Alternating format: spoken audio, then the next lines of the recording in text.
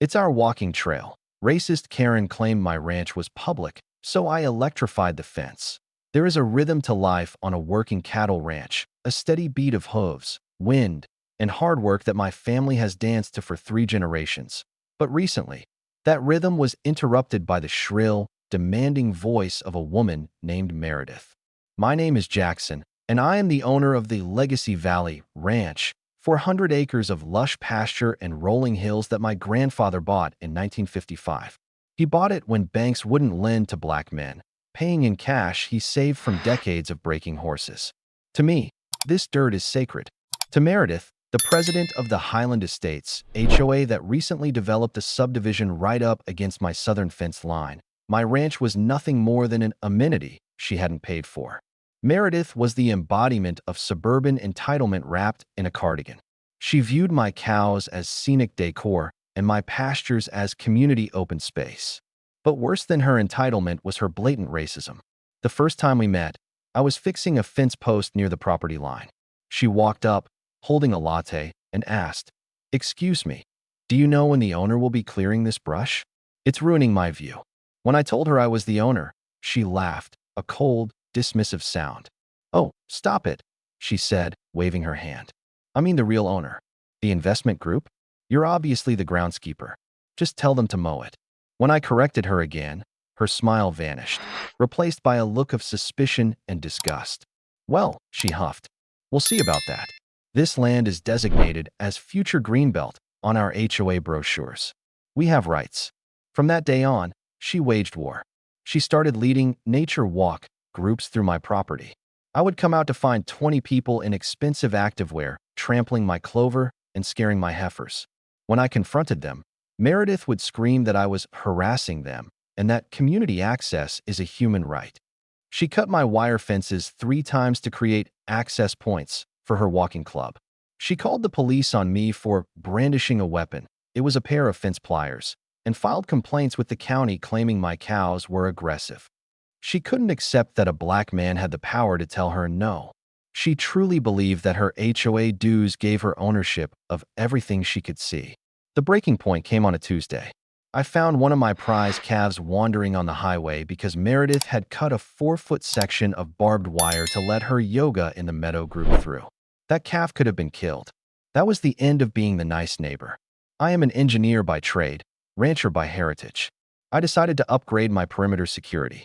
I went to the co-op and bought the Thunderbolt 5000 electric fence charger, a unit designed to keep 2,000-pound bulls in check.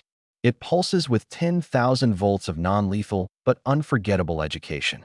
I restrung the entire southern fence line with high-tensile wire and installed widely visible, bright yellow signs that read, "Warning, high voltage and private property." I wasn't hiding it. I was advertising it. Saturday morning arrived, the day of Meredith's weekly power walk. I stood on the hill, watching. Sure enough, here came Meredith, leading a pack of 10 women, marching toward my fence line like she was conquering a new continent. She was wearing a bright pink cardigan and a look of grim determination. She saw the new shiny wire. She saw the signs. She stopped, turned to her group, and I heard her shout, "Oh, ignore those. He just put those up to scare us. It's fake. He can't afford a real electric fence." Watch. She wanted to prove a point. She wanted to show her followers that the black rancher was a liar and a bluffer. She walked up to the fence with a smug grin, reaching out to grab the top 2 wires to spread them apart for her friends to crawl through. I stood about 20 yards away, just pointing and laughing before she even touched it, knowing what was coming. She grabbed the wire with both hands, firmly. Snap crack. The sound was louder than a gunshot. The Thunderbolt 5000 delivered a full power pulse instantly. Meredith didn't just let go. She was launched backward. Her arms flew up. Her hair seemed to stand on end, and she let out a scream that sounded like a banshee caught in a blender. She landed flat on her back in the mud, her pink cardigan stained, her dignity vaporized. The blue lightning effect I had seen in cartoons felt almost real in that moment. Her walking group screamed and scrambled backward, terrified. Meredith lay there for a second, twitching slightly, before scrambling to her feet, looking like she had seen a ghost. She was unharmed, physically, but her ego was fried. "It's live. He tried to kill me. she shrieked, pointing at me. I just leaned against a post and yelled back. It's an electric fence, Meredith. That's what the sign says. Maybe read it next time. She called the police, of course.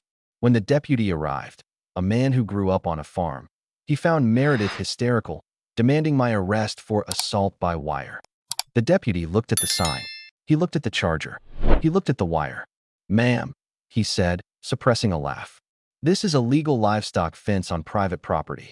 It is clearly marked. You trespassed and grabbed a live wire. That's on you.